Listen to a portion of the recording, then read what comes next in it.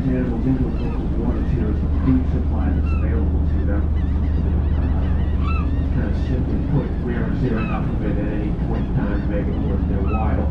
And for humpbacks, there has to be a fair amount because by the time these humpbacks are fully grown, and just at a quick glance, most of these appear to be waterways like they can.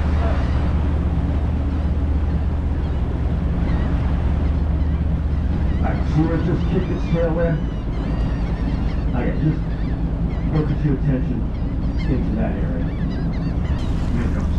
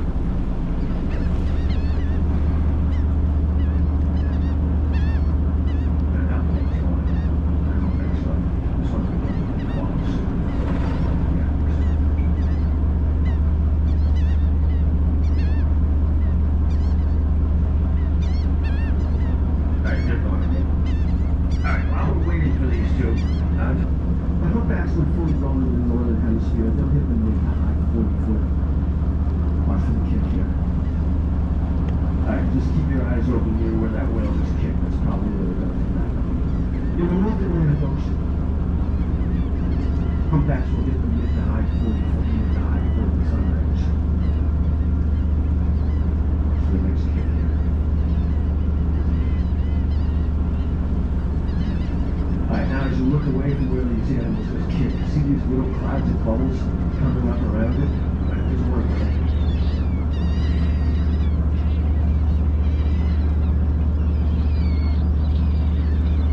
What that animal just did, the other one's about to do the same thing. As you watch, it arches up, slams its tail down at the top of the water pretty hard. It sends a shockwave through the water and helps to stun the great fish. Humpback will then get down beneath the surface of the water. Oftentimes pretty regularly travel around that scoop of fish in a semicircle, perhaps a complete circle, flat, a spiral, drive the fish and hydrate together. Once they've done that, they tend to get underneath the surface of the fish.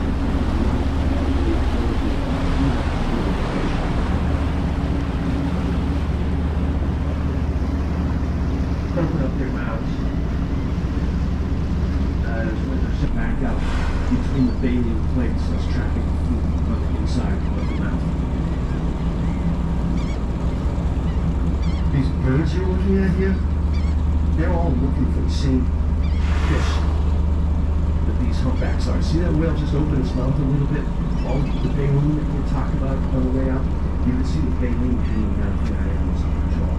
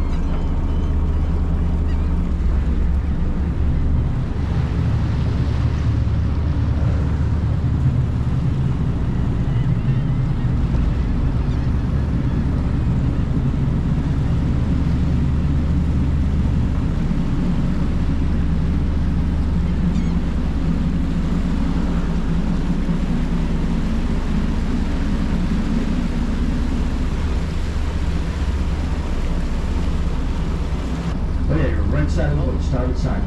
Okay. Anybody needs some really cool trivia next time you're at a party, on vacation, This particular whale that just dove off to the right and starboard side of the boat is left-handed, not right-handed. Look at the head. When this whale comes up again, look at the left side of the head. You see the left side, the jaws is kind of scarred up. Probably it's that one right there. The right side is not scarred up. Okay, keep focusing on this whale. Just keep down here. See the string of bubbles coming up here? A long line of bubbles off the starboard side of the boat.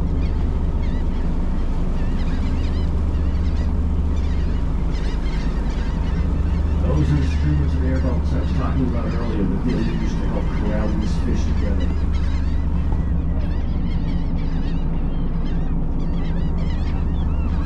Oh, just keep going. Oh, it's not here. Okay, that's not the left feet.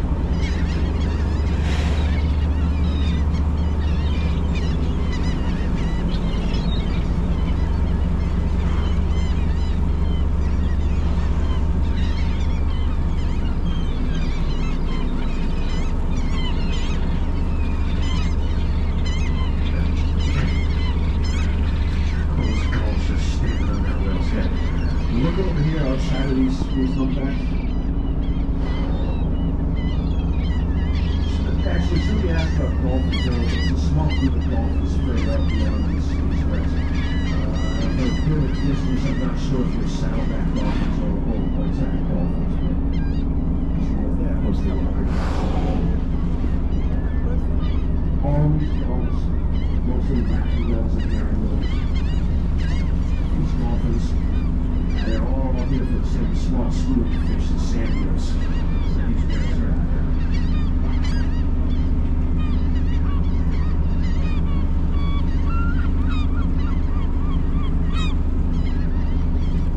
Actually, there's another group of dolphins back off the stern of the boat.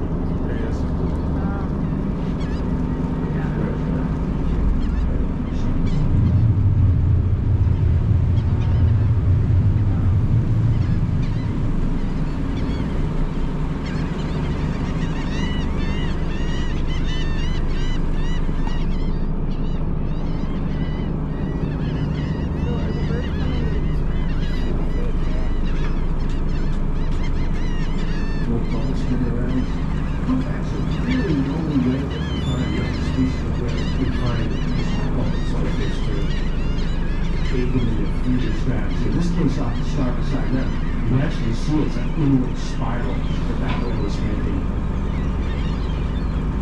And while we have yet to actually see what any of these humpbacks are feeding, they're not real close to the surface. So the fish obviously are not real far beneath the surface as well, because oftentimes when they come up, the humpback settlers, the mouths are still partially open. They're still in the low mid 20-foot range. 6-7 tons.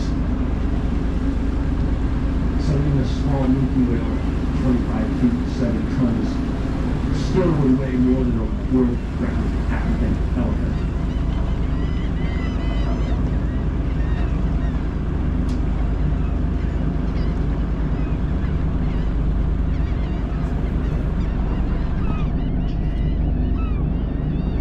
And so, really quickly reminder to people about not climbing on things on the boat, 2 feet on the deck of the boat only. a 280 passenger boat. There are approximately 50 of you. No reason to be climbing or anything.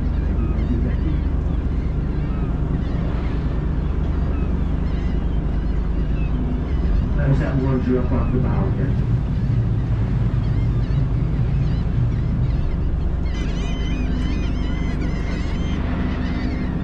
We'll close some of the port side here. The green patch sealing the water is just the flippers you're looking at. Another left-handed whale.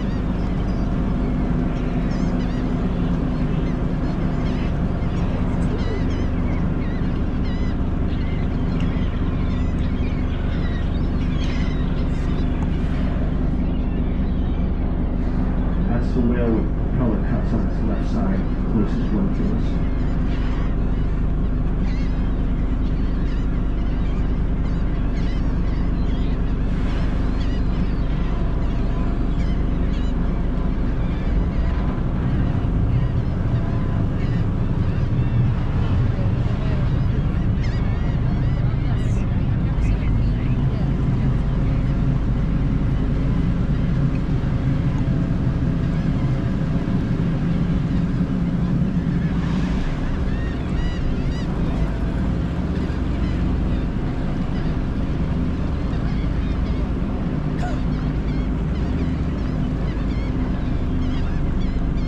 I think at this point, everybody, I hope at this point, everybody has a good feel for what a humpback whale looks like. I mentioned mothers and calves earlier. We can post family images through the mothers and the clips after feeding their moms. Yeah. Actually, for we takes about 10 minutes or so. Yeah, I think you did. I think you got it. Family images through the mothers because the cat will stick to his home and others won't. Yeah, there's a lot we can learn about these animals over the decades.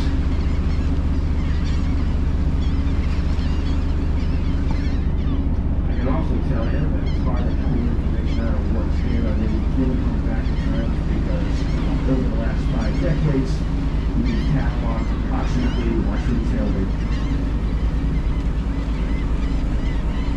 Goes almost all the way here. And over the last 50 years or so, the last 5 decades or so, we've cataloged over 2,500 of these humpbacks using local waters.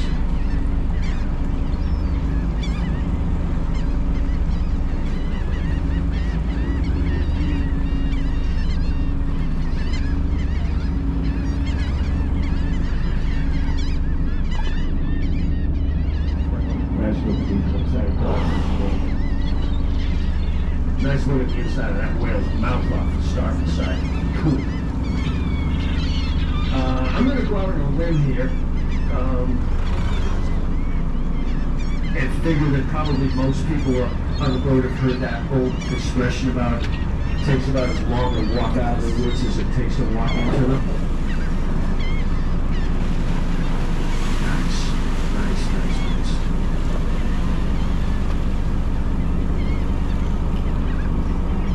That whale that just dove, the one that's missing the tips of its tail, really carefully look at it. It looks like it also has teeth marks on it from killer whales.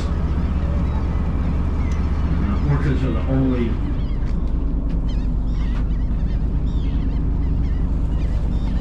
Look, Corey, here he is. He's right here. Orcas actually are the only consistent predator that we know of that come back whales off of the stern here.